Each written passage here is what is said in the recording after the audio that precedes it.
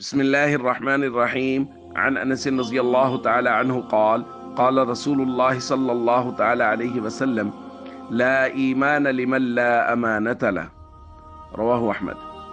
نبی کریم صلی اللہ علیہ وسلم نے ارشاد فرمایا، اس آدمی کا ایمان نہیں ہے جو شخص امانت دار نہیں ہے۔ دوستو، ہم ایمان کے متعلق بات کر رہے ہیں اور کچھ ایسے اعمال کا ذکر کیا جا رہا ہے کہ اگر ان میں کوتاہی ہے یا وہ عمل نہیں ہو رہا تو نبی پاک صلی اللہ علیہ وسلم نے ان اعمال کے نہ ہونے کے نتیجے میں کمال ایمان کی نفی کی ہے۔ آج کا عمل ہے امانت داری۔ حضور نے فرمایا لا ایمان لمن لا امانت لہ، جو شخص امانت دار نہیں ہے اس کا ایمان کامل نہیں ہے۔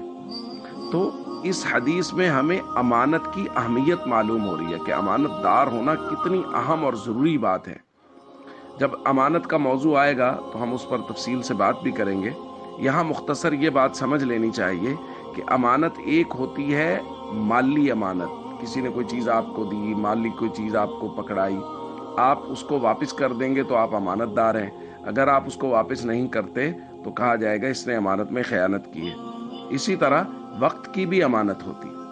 ایک آدمی وہ ڈیوٹی کرتا ہے، 8 گھنٹے اس کے ذمہ ہے ڈیوٹی کرنا، وہ اس کی تنخواہ لیتا ہے، وہ کسی فیکٹری میں ہے، کسی جگہ مزدوری کرتا ہے، کوئی اور کام کرتا ہے اور وہ مزدوری لے رہا ہے 8 گھنٹے کی، لیکن وہ محنت کر رہا ہے، کام کر رہا ہے 6 گھنٹہ 2 گھنٹہ ڈنڈی مار رہا ہے، تو یہ شخص امانت میں خیانت کر رہا ہے۔ تو ہم سب کو چاہیے ہم اس بات کا خیال کریں۔ ہمارے معاشرے میں یہ معاملہ بہت عام ہو گیا، لوگ گھروں میں بیٹھ کے تنخواہیں لے رہے ہیں۔ مزدور یعنی جس نے سارا دن پسینہ گرا کے مزدوری کمانی ہے، وہ بھی کبھی سگریٹ پینے نکل جائے گا، کبھی اور کوئی کام نکل جائے گا، تاکہ وقت جتنا ضائع ہوتا ہے وہ ہو جائے۔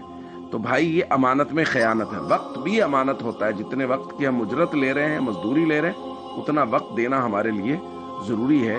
اس لیے ہم سب کو چاہیے امانت کی پوری پاسداری کریں۔ السلام علیکم ورحمۃ اللہ۔